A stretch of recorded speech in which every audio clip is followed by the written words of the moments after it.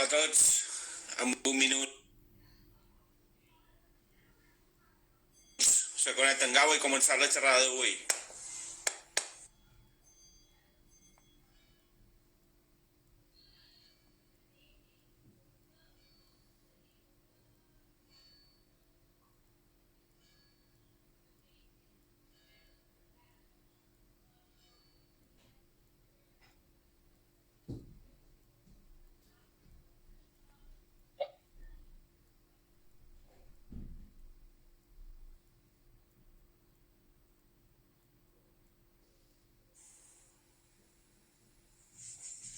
No va bé.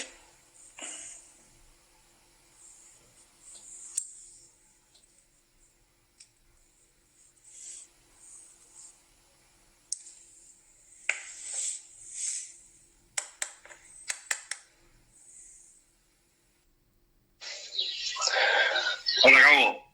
Buenas, Martí. ¿Qué tal? ¿Cómo estás? Bien, aquí un poco en la terraza ahora. Muy bien. ¿Qué haces? ¿Preparado para partir una horita? Lo que haga falta. Muy bien. Pues vamos a empezar. Ya son... Bueno, falta un minutito. Vamos a empezar ya. ¿Qué tal, Gabo? ¿Dónde estás ahora? ¿Dónde estás pasando la cuarentena? Bueno, la estoy pasando en Cádiz, en casa, con la familia y demás.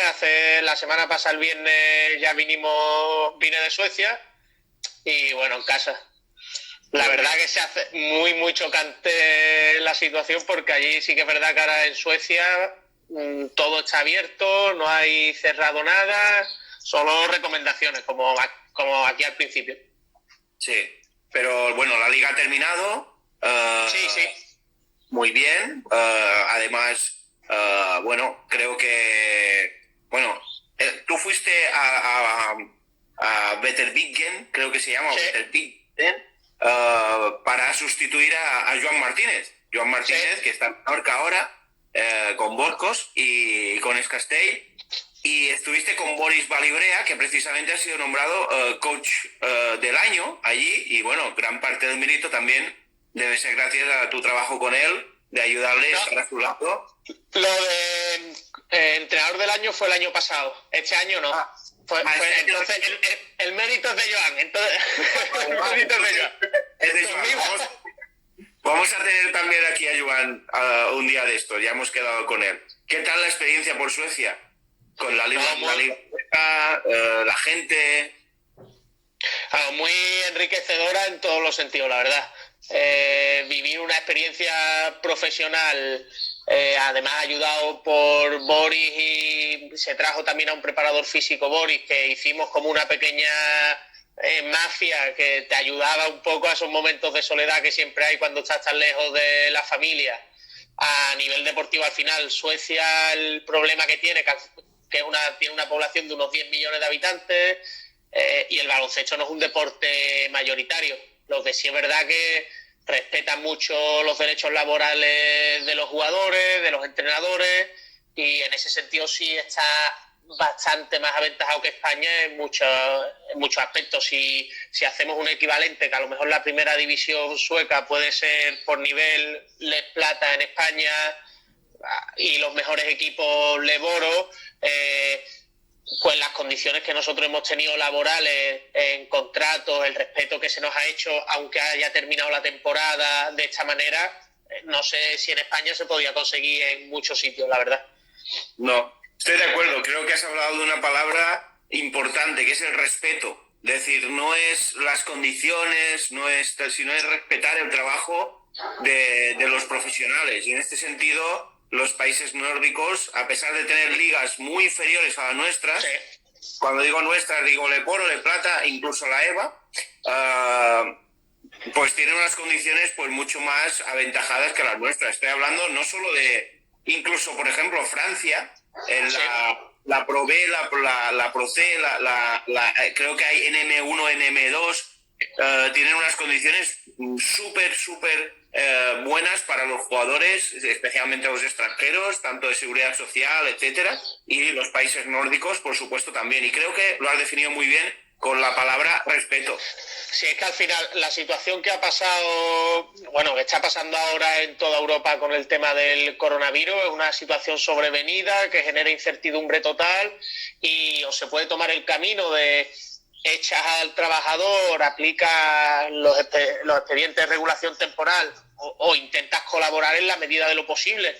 Y la verdad que en Suecia, pese a no ser una potencia el baloncesto, ningún jugador ha tenido problemas para cumplir todo lo que aparecía en el contrato, a pesar de acabar de esta forma tan abrupta, ni los entrenadores, y todo han sido facilidades, porque nosotros, en mi caso, por ejemplo, teníamos contrato hasta el 30 de abril o hasta que acabase la temporada, si se alargaba más de esa fecha, y aunque yo me vine ya por la situación que estamos viviendo en España y demás, ellos han respetado todas las condiciones y solo me han dado facilidades. ¿Y cómo ha terminado allí en la liga? Porque allí se terminó y se dejó la clasificación tal cual quedó en ese momento. ¿Es así o me equivoco? Sí, tal cual acabó la temporada, estaba la clasificación en ese momento, nosotros íbamos quinto y así acabamos. Boros, que por ejemplo un equipo que siempre queda en todas las fases regulares campeón, luego en playoff siempre se venía abajo y nunca había tenido ningún título, y este año de esta forma ha ganado por primera vez su título. Pero bueno, no sé si era la mejor opción o no. Hay muchas ligas que han acabado y no han concedido títulos de ningún tipo. Al final son otros los que toman las decisiones y hay que respetarlas. Yo creo que el título lo tienen que dar de alguna manera, porque para mí la liga regular es más justa que los playoffs, aunque a todos son los playoffs. Si el equipo ha sido el mejor en la liga regular, pues y así acaba. Evidentemente, si solo hay un partido con el segundo, o incluso puede que vayan empatados algunos, evidentemente parece un poco injusto, ¿no? Pero bueno, si se termina, al menos alguien tiene que recibir ese premio, por supuesto. Era un poco lo que siempre dice Guardiola, de que para él es más difícil ganar la liga y que refleja mucho más el trabajo que hace un entrenador y un equipo, una liga que, por ejemplo, la Champions League o competiciones donde en una eliminatoria te puedes quedar fuera. Claro. Al final es un poco eso lo que dice. Bueno, vamos a invitar a todo el mundo. Gabo Laiza, entrenador gaditano, ha estado en Jack Sands bastantes años, no sé cuántos años ha estado en Jack Sands. He estado 2 años. Yo acabé la carrera de INEF en Cádiz y me fui a Barcelona. Y tuve la suerte de, bueno, Jordi San Pietro, que falleció, era el que se encargaba un poco de Belgrado Básquetbol, me puso en contacto con el que era por entonces director técnico del Jack y tuve la suerte y genial, la verdad. Fue una experiencia que, vamos, inolvidable. Muy bien la gente. Yo te conocí a través del hijo de Jordi. Bueno, sí. Jordi muy bien porque su hijo estaba de ayudante contigo y me habló muy bien de ti, de Jordi Anglada. Y Jordi Capó también, y Xavi Sastre también hicisteis el curso de entrenador superior juntos, os conocéis. Bueno, todo el mundo me ha hablado muy bien de ti, la verdad. Te hemos hablado muchas veces, pero nunca nos hemos conocido en persona. Te quería preguntar qué series, qué libros, qué música estás escuchando en esta cuarentena, pero claro, lo hablaba el otro día con Xavi, digo, es que nosotros compartimos mucho básquet, siempre intentamos mostrar muchas cosas y tal, pero es que lo tuyo es de duermes, te pasas todo el día intentando, es decir, yo no conozco a ningún entrenador de baloncesto que comparta tanto baloncesto como el que compartes tú. Y bueno, los que no lo conozcan te pueden seguir en Twitter y pueden ver todos los conocimientos que compartes cada día, cada hora, cada X tiempo, o un vídeo, o un resumen de un clinic, o lo que sea. A ver, al final, esto es muchas de las cosas que debatíamos este año con Boris, con el cuerpo técnico allí en Suecia, porque ellos tenían rutinas muy fijas de dormir y demás, y yo la verdad es que no duermo muy poco. Me encanta el café y demás, entonces no sé si es por eso o por lo que sea, pero sí que es verdad que me paso mucho tiempo viendo baloncesto, leyendo cosas que al final, aunque no tengan que ver mucho en el baloncesto, al final consigues aplicarlas. Al final es mi pasión. Y si uno conoce cosas o va leyendo, estudiando y no lo comparte, al final cae en el olvido. Los referentes son otros y eso probablemente sea inaccesible. Pues mi objetivo un poco es intentar hacer terrenal muchas de sus ideas y compartirlas, y a partir de ese compartir hay mucha gente que me viene y me dice, hostia, Gabo, ¿y esto por qué lo haces así o tal? Y eso me ayuda a mejorar, la verdad. Es un poco, aunque comparta, es un poco egoísta porque siempre recibo algún tipo de feedback que me hace un poco mejorar. Claro. Pero dentro de eso, has lanzado un curso online completamente gratuito. ¿Y cuánta gente se ha apuntado? Porque has tenido un éxito total.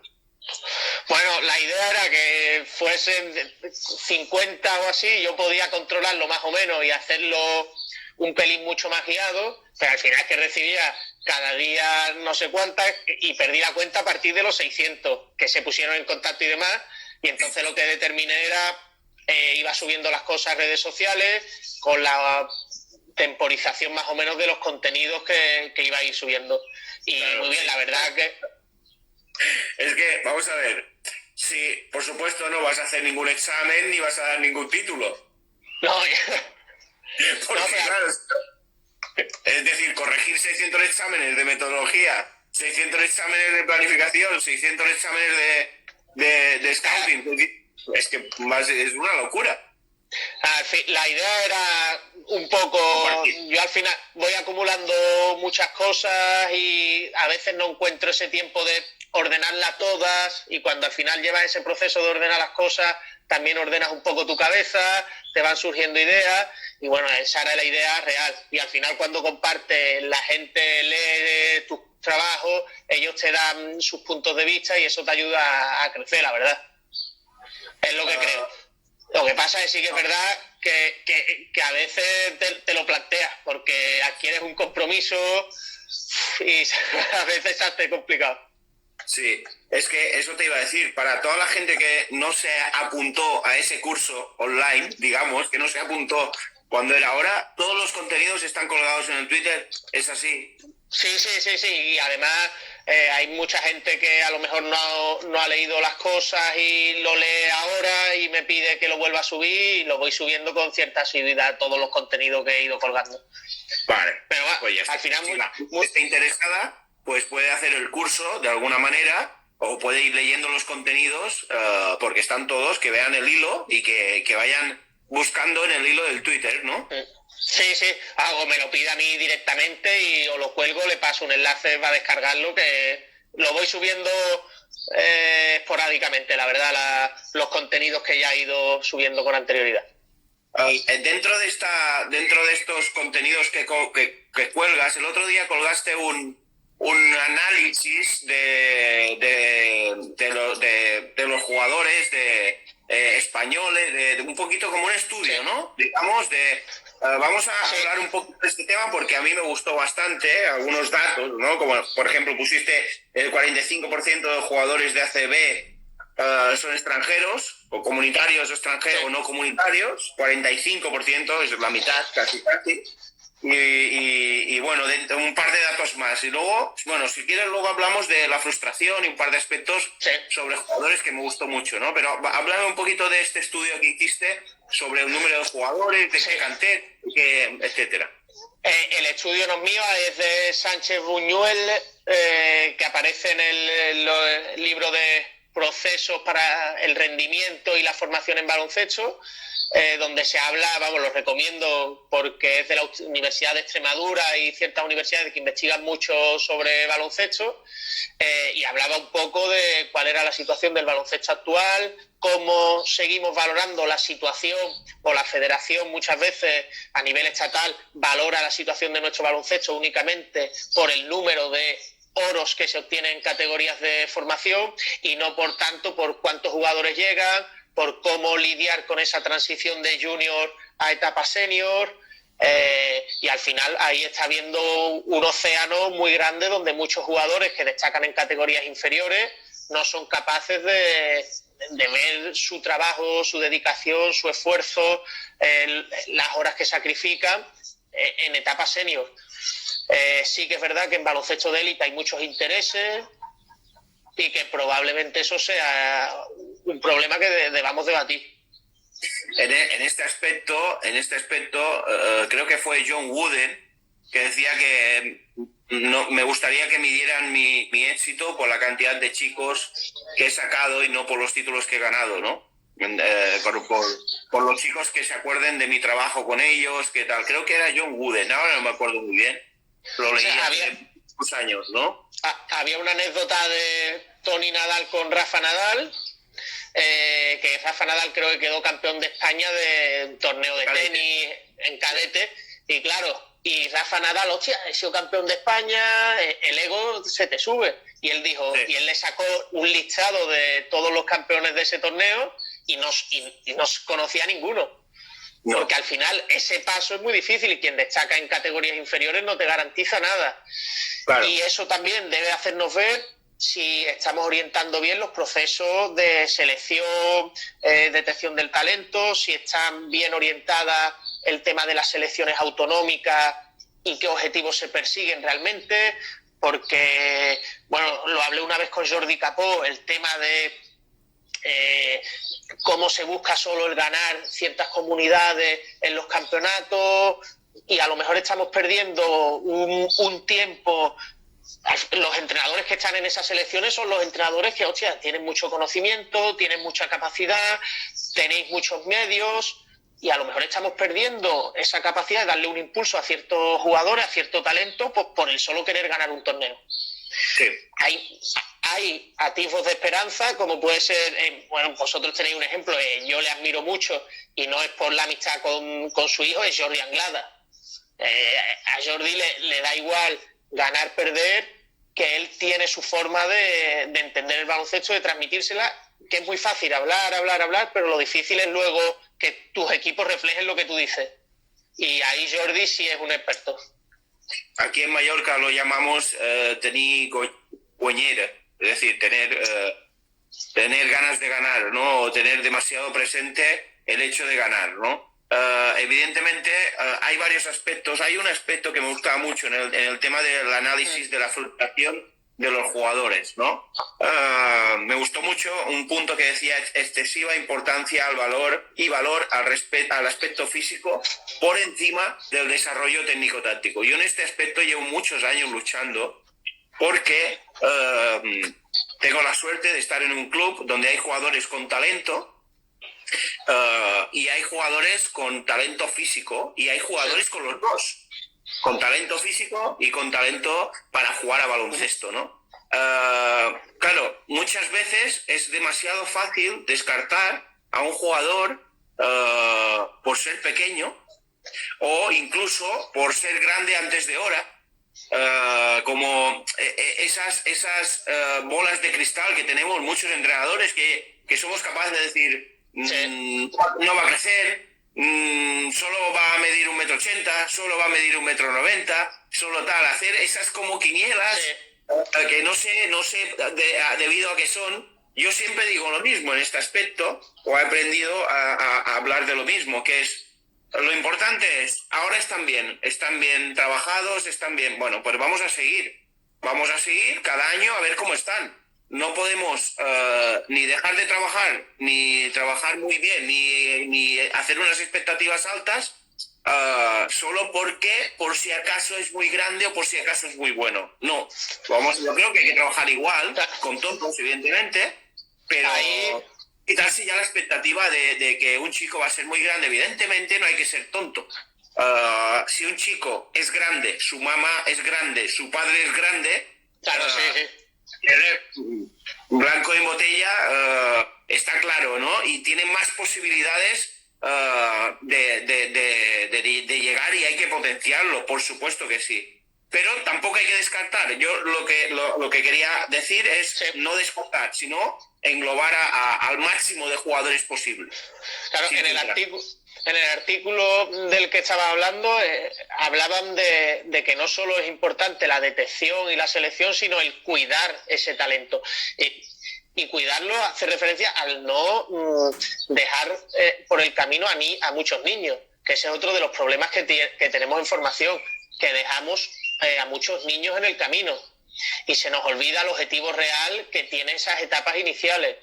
Luego, el exitismo en el que vivimos probablemente nos hace que en categorías infantil, en categoría cadete, bueno, cadete quizás no tanto, pero mini infantil, donde el talento físico sí es mucho más determinante, nos hace apostar por esos jugadores con el único objetivo de que me va a acercar a ganar a mí me gusta ganar, como a todo el mundo, pero creo que la competición es un vehículo más y no el fin, la verdad. De momento pienso así, no sé si el día de mañana cambiaré, pero me parece que se cometen verdaderas atrocidades dejando a muchísimos niños por el camino. Y es una vergüenza que no tomemos medidas y lo veamos pasar y bueno, sí, el problema es que esto que estamos hablando nosotros probablemente muchas personas lo entendemos igual, lo compartimos, estamos de acuerdo, pero hostia, luego a la hora de la verdad somos cómplices. Sí, es por cobardía seguramente. De todas maneras, añado algo más, es decir, dejamos fuera a los bajitos en este aspecto y damos demasiadas oportunidades a jugadores grandes que no tienen ni la actitud ni la intención. Y cuando digo intención es las ganas, esa perseverancia, ese compromiso, ¿no? Sí. Que bueno, también ahí hay que analizar otras cosas. Es decir, un chico que no es comprometido, que no es perseverante, que no es trabajador en mini, no quiere decir que en junior sí que lo sea. También sí. Hay que ir con cuidado con esto. Y Rubén, que nos ve cada día en escalas, dice hay que cuidar al jugador bajito, como el Maresma, que son muy bajos y son unos jugones. Y dice, un ejemplo de bajito a alto nivel es Didac Cuevas del Melilla, efectivamente. Rubén sabe mucho de jugones pequeños porque entrena muchos jugones y muy pequeños. A ver, yo creo que hay que intentar cuidar la medida de lo posible a todos y dar oportunidades a todos. Y si hay niños que por lo que sea no tienen esa voluntad o esa intención de mejorar, pues el entrenamiento también debe servir para reorientar un poco eso. Pero hacer de adivinos obviamente habrá que analizar cada contexto. Supongo que en canteras tipo Barça, Madrid, Estudiantes, etcétera, se debe apostar más por unos jugadores que otros. Pero eso quizás ya es la élite en formación y quizás ahí podamos debatir si existe o no la élite en formación y cómo deberíamos entenderla. Pero creo que en nuestro día a día el mayor volumen de jugadores no pertenece a esas canteras y es donde tenemos un trabajo por no pensar en ese corto plazo. Y creo que hay canteras que no son ejemplos.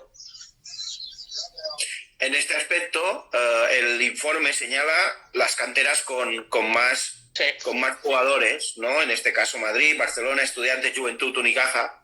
Se deja una cantera que creo que está haciendo muy bien las cosas, pero que evidentemente no tiene el recorrido de las otras en cuanto a número de jugadores en ACB, que es Valencia.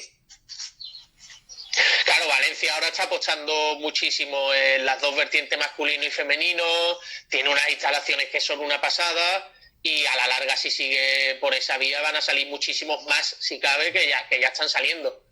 Claro. ¿Estás de acuerdo? Sí. No, termina, perdona.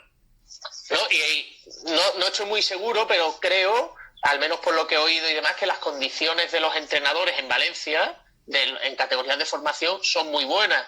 Es decir, que entienden que el paso necesario para formar a los jugadores, para crear una base sólida en un club, son los entrenadores.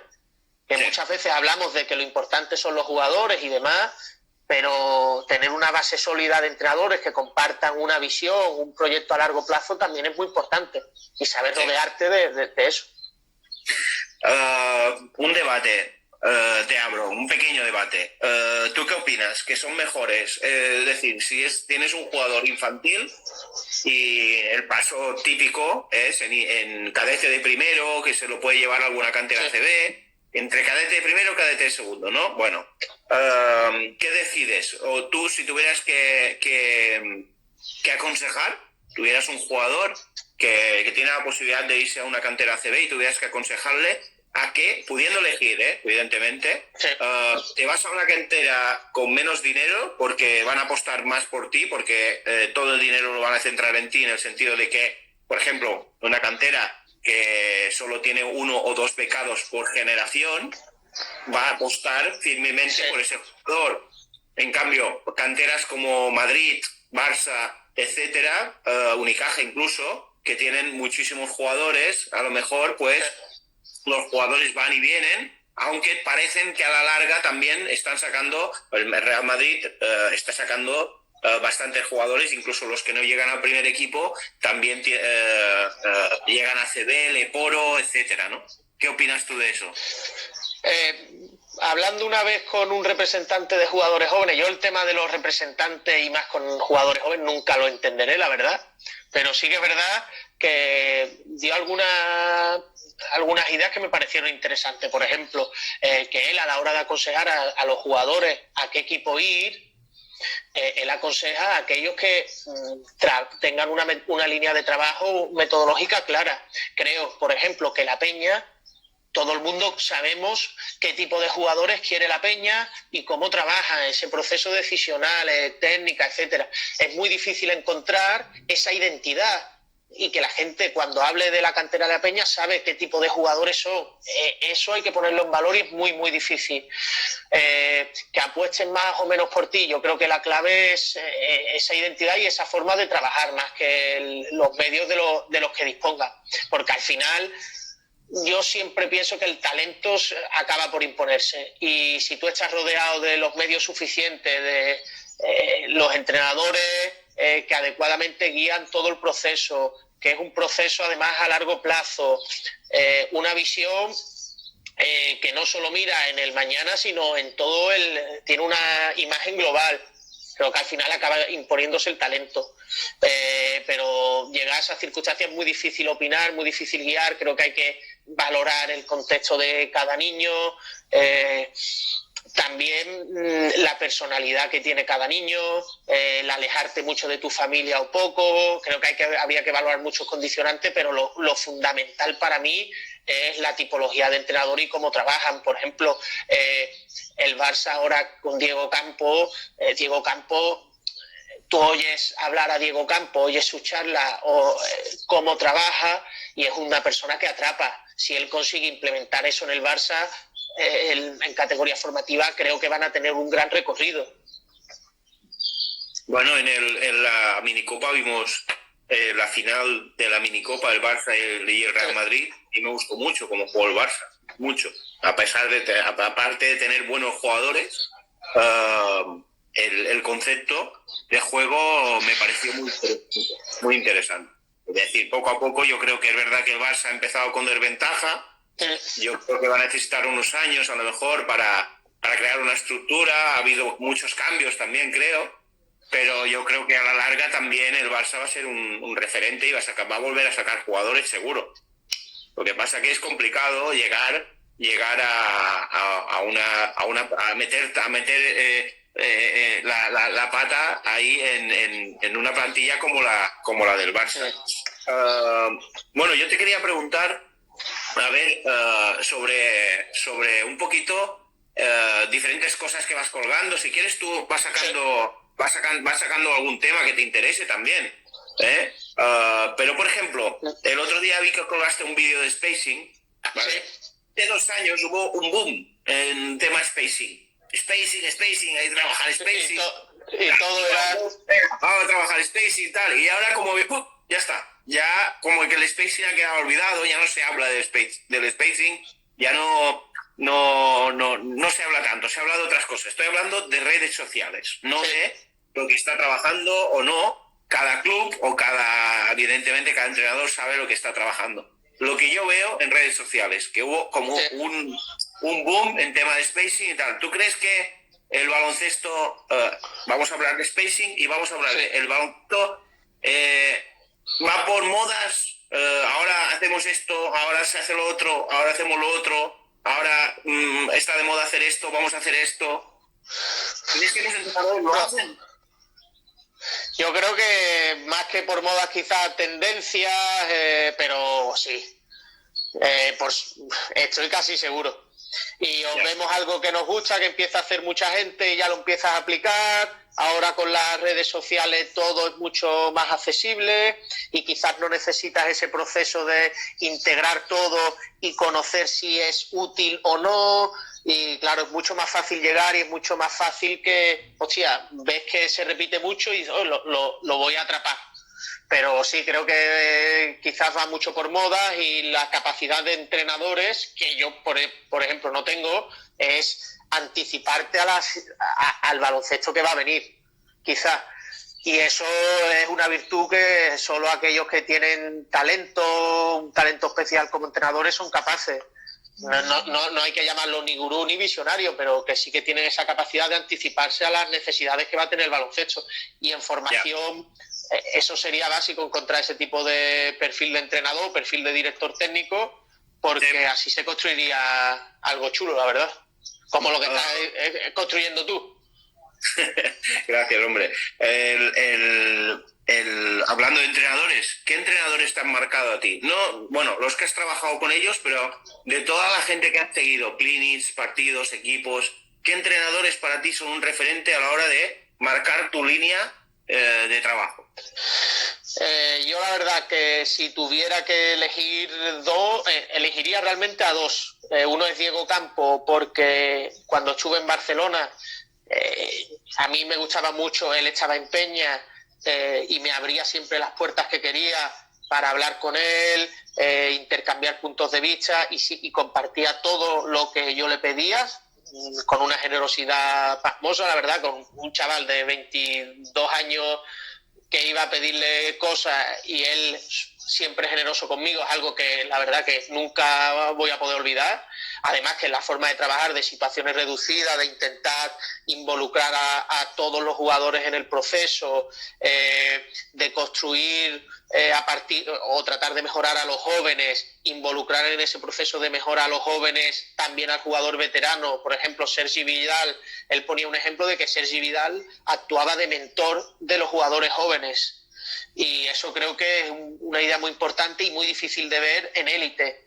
Que entrenadores quieran formar porque están supeditados al resultado. Y hay otro que quizás es mucho menos conocido, pero que para mí ha marcado todo, que es David Cárdenas, que es profesor de la Universidad de Granada, que ahora entrena en la Zubia, él fundó un club ahí en Granada, y es una persona que tiene unos conocimientos espectaculares de temas de espacios, de cómo trabajarlos, de cómo hacer que el jugador, sin que tú le digas la respuesta, llegue. Porque, por ejemplo, yo peco muchas veces de que la teoría me la sé.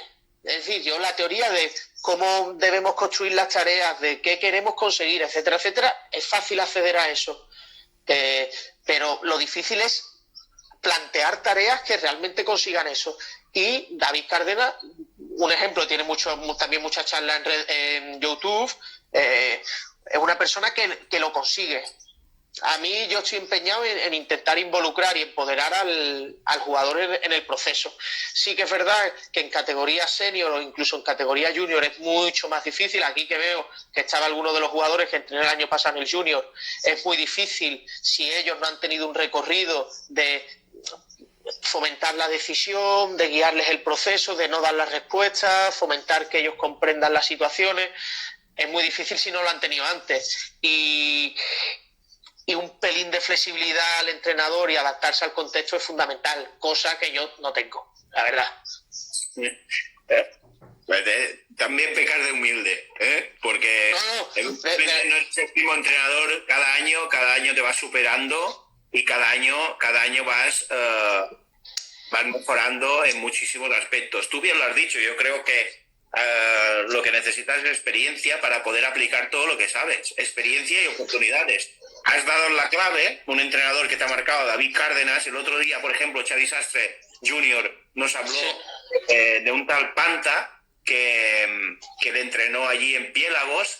Entrenadores referentes que no han tenido la oportunidad de llegar a ser ACB. ¿Y por qué no podemos tener referentes de este tipo? Es decir, ahora todo el mundo, a lo mejor, cuando yo te pedí un referente, todo el mundo pensaba vemos aquí a Ivanovic for free, que pone Pedro Martínez, Paco Redondo, Aito, que nos nombrarías algún entrenador de estos, claro, ¿no? Pues has nombrado a Diego Campo, que es un entrenador, evidentemente para mí un grandísimo entrenador, y has nombrado a David Cárdenas, que a veces son entrenadores que nos marcan, pero no tienen por qué ser entrenadores ACB o NBA o no sé qué, porque nosotros vivimos otras realidades.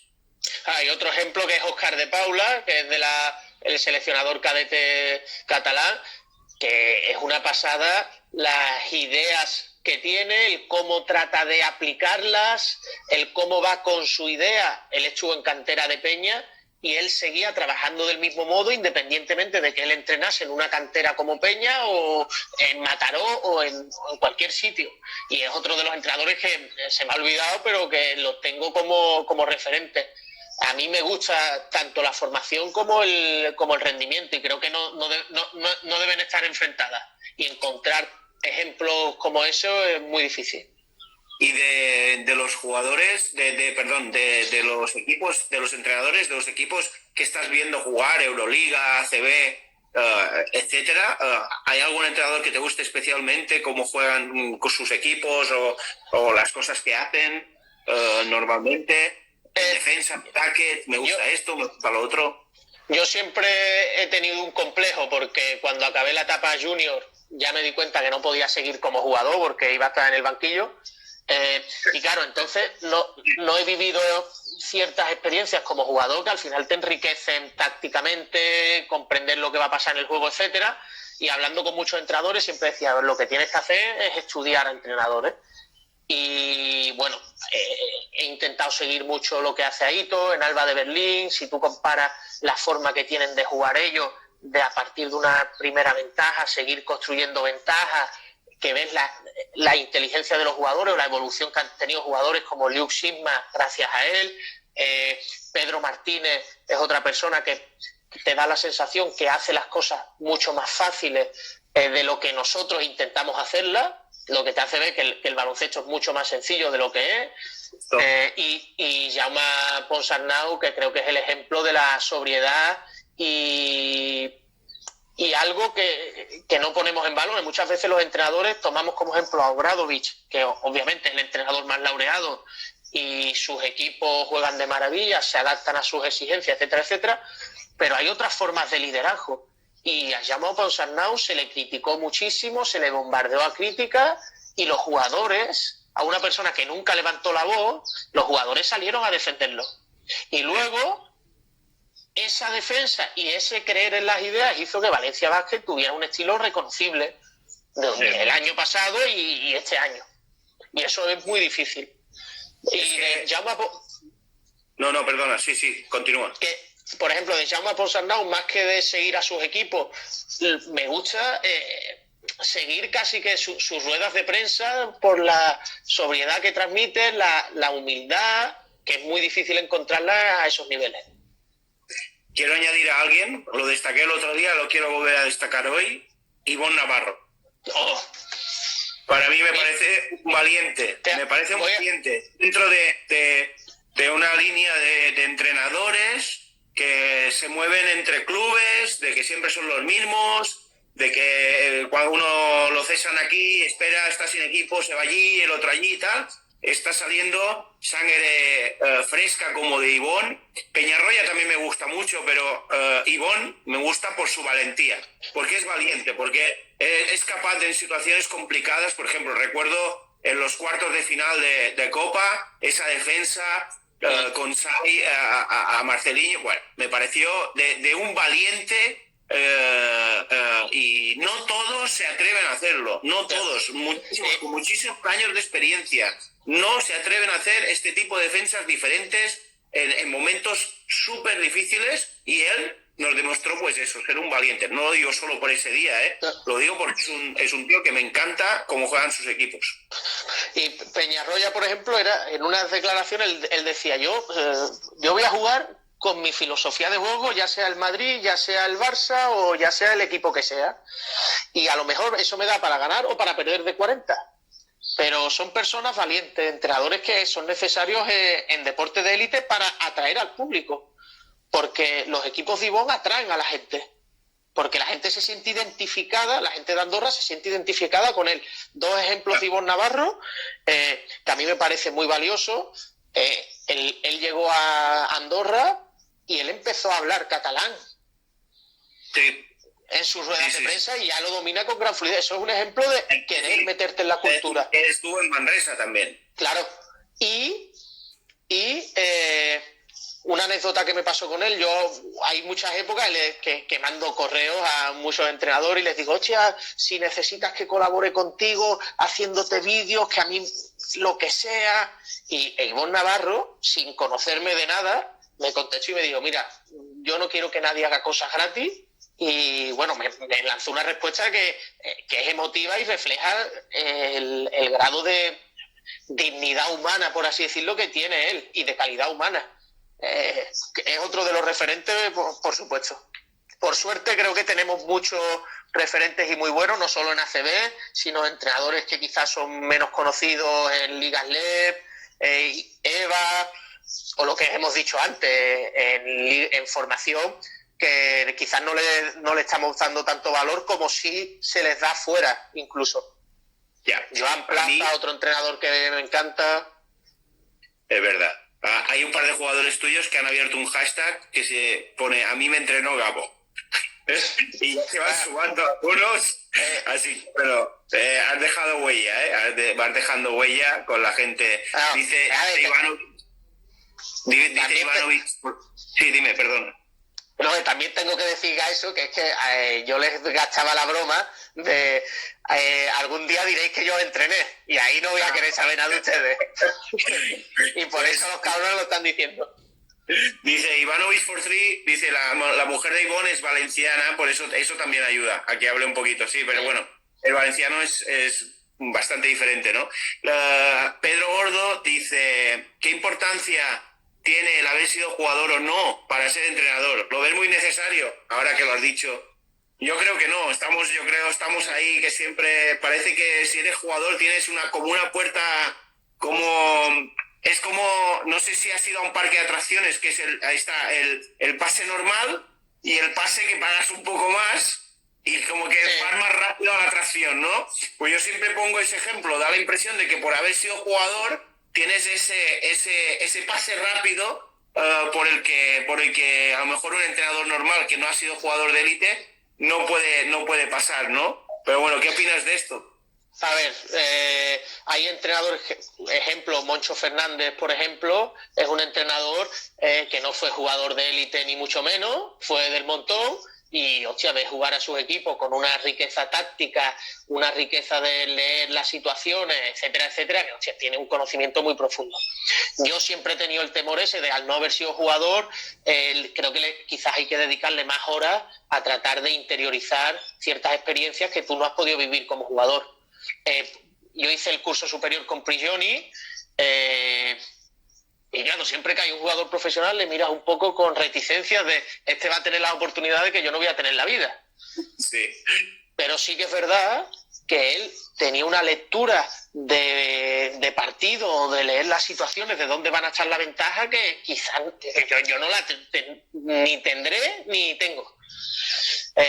Creo que, bueno, el baloncesto, por desgracia, como muchos ámbitos privados, necesita de contacto. Y esa puerta que tú dices de que te la abren antes si has sido jugador profesional, es que es así, por desgracia es así.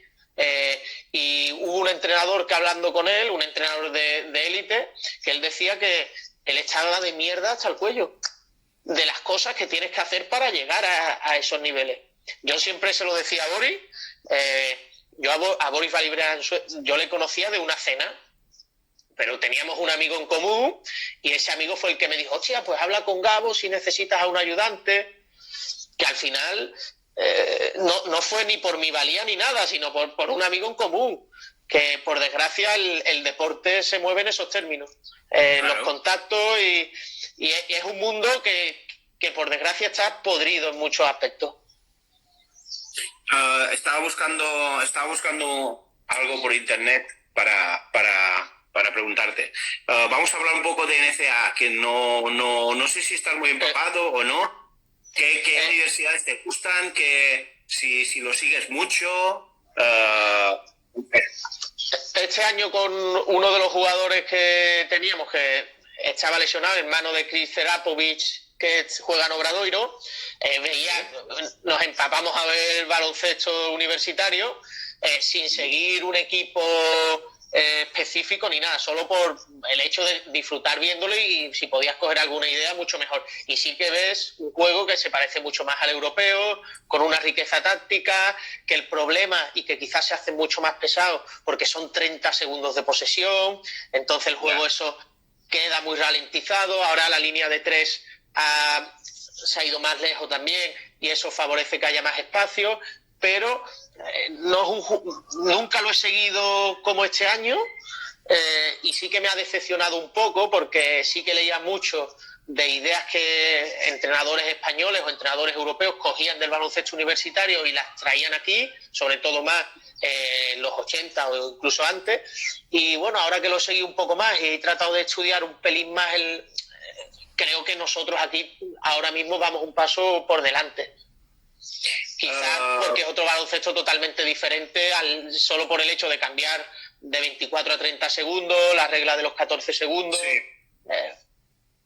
Bueno, yo de cara a formación, es un baloncesto que me gusta mucho. Es un baloncesto que me gusta mucho, que sigo bastante, y especialmente sigo bastante a la Universidad de Vilanova. La Universidad de Vilanova pues es una universidad que me gusta mucho porque juega muchísimo con los espacios, juega muchísimo con las ventajas de 1 contra 1, con ganar espacios sin balón, y bueno, hay cositas que me gustan mucho, y en este aspecto también además ha tenido la recompensa de ganar los últimos años, ¿no? Pero Jake Wright me parece que hace un baloncesto muy interesante. No sé si tú... Bueno, también me gustaba Louisville de Pitino. Cuando estaba Pitino me gustaba mucho. Y bueno, no me gusta tanto los Kentucky, por ejemplo, de Calipari. Creo que es un baloncesto más de estrellas, de aprovechar el talento individual de cada jugador, que también me parece bien. Pero bueno, no sé qué opinas de todo eso. Sí que es verdad que en el baloncesto universitario van un poco a caballo entre la riqueza táctica que puede haber en equipo en Europa y el aprovechamiento del talento individual que hay en la NBA, y sí que se ven muchas acciones donde se ponen de manifiesto esa calidad del recurso técnico para ir a los básicos del juego, de que has dicho, de fijar y dividir, buscar segundas oportunidades, etcétera, etcétera, que sí son muy aplicables a todas las categorías de formación. El tema de spacing que hablábamos antes, creo que hay muchas situaciones donde en el baloncesto universitario lo podemos ver, mucho movimiento sin balón en ciertas situaciones que quizás en Europa no se ve, y creo que como liga a caballo etapa a caballo entre Europa y la NBA, como para estudiarla es genial. Pero sí que es verdad que a mí, cuando quiero ver sobre formación y demás, me gusta más ver competiciones españolas que se puedan... Vázquez Cantera tiene un caudal tremendo de material, y aunque con un vídeo o con un partido no puedas extraer conclusiones de cómo se trabaja, sí que te puedes hacer una idea de cuáles son las tendencias ahora en las diferentes categorías. Y repasando un trabajo que hice, el trabajo final de carrera en 2017, que hablaba de la periodización táctica, te das cuenta cómo el baloncesto cambia cada minuto. Y si te paras, el baloncesto te sobrepasa. Y muchas de las ideas que tenía antes ya no se ven. Bueno, es que has hablado antes de Aito. Yo creo que un claro ejemplo de la evolución de un entrenador es Aito. Es decir, Aito fue uno de los primeros obsesionados con el scouting en España, pero obsesionado en todos los aspectos, y ahora trabaja muy poco scouting. Es decir, ha ido de más a menos en este aspecto, ha ido de menos a más en otros aspectos. Quiero decir, él ha sido un entrenador que ha evolucionado, y que incluso ya con 70 años nos está dando lecciones de la evolución del baloncesto. No tiene nada que ver el Aito de hace 30 años con el de ahora. Entonces, yo creo que es un claro ejemplo. A veces no tenemos por qué sentir que si vemos que cambiamos nuestra perspectiva, nuestro modo de ver algo, no es alejarnos de nuestra alma, ¿no? De nuestra manera de ser, simplemente sumar. Yo creo que hay que ser capaces de ver las cosas y si hacemos algo mal, cambiarlo. Y en este aspecto tenemos que ser capaces de evolucionar. Y estoy seguro que a ti te pasa que cada año ves las cosas de manera diferente y cada año ves cosas que a lo mejor has hecho hace 5 años que ahora ya no haces. El ejemplo que has puesto de Aito es, Aito tiene la capacidad de saber priorizar. Y eso quizás te lo da o el talento que tiene, ese olfato que tienen las personas, los genios como Aito, o la experiencia. Pero le damos, por ejemplo, el tema del scouting que has puesto de ejemplo, le damos excesiva importancia a ese tipo de cosas, sin tener en cuenta que quizás ese excesivo análisis nos lleva a la parálisis, sin tener en cuenta que quizás focalizarnos mucho en el scouting va a hacer que nos desvirtuemos como equipo, y cosas que hay que tener en cuenta. Pero saber priorizar para los entrenadores es fundamental porque el jugador es lo que quiere. Los grandes líderes hablan poco, pero lo que hablan es lo que tienen que decir y eso es lo que tenemos que aprender la mayoría. Efectivamente. Bueno, y ya vamos a ir terminando porque solo se puede hacer 1 hora de directo, ya llevamos 50 y pico de minutos. Bueno, hacemos la última y luego yo te hago la última, porque aquí Ivanovich for Three pregunta: ¿creéis más en el scouting de sistemas o el trabajo de saber defender situaciones, directos, indirectos, poste bajo? ¿Empieza tú o...? No, tú, primero tú eres el invitado. Nosotros este año, por ejemplo, sí que hacíamos scouting de los sistemas que los equipos jugaban, pero tratábamos de mantener el respeto a nuestras normas. Es decir, el otro día Jaume Ponsarnau hablaba de que ellos defendían spacings. Es decir, si un sistema tiene una situación de bloqueo directo donde acaban los 4 abiertos y la forma que defiendes es en show, las o lo que sea, pues que intentan defenderlo en función del spacing, no del sistema específico. Nosotros, por ejemplo, conocíamos el movimiento que iban a hacer, pero tratábamos de respetar la norma. Así que un poco sí insistíamos en esa defensa de bloqueo directo o indirecto a nuestra identidad. Sí que es verdad que, por ejemplo, el baloncesto sueco es mucho más, quizás en la riqueza táctica es mucho menos. Ya. Hombre, yo respecto al scouting, he hecho muchísimos años de scouting y de cada año he ido a menos. Es decir, yo creo más en el scouting individual del jugador. Es decir, de conocer al jugador, de qué hace un jugador, de dónde se mueve, las zonas donde se suele mover, de dónde suele tirar, de cómo suele tirar, de cómo suele jugar. Yo creo que esto es una información mucho más importante para el jugador que no cuando juegan esto, tenemos que defender esto y tal, porque al final lo que yo veo es que los jugadores tienen demasiada información y con demasiada información no eligen bien, no son capaces de elegir bien.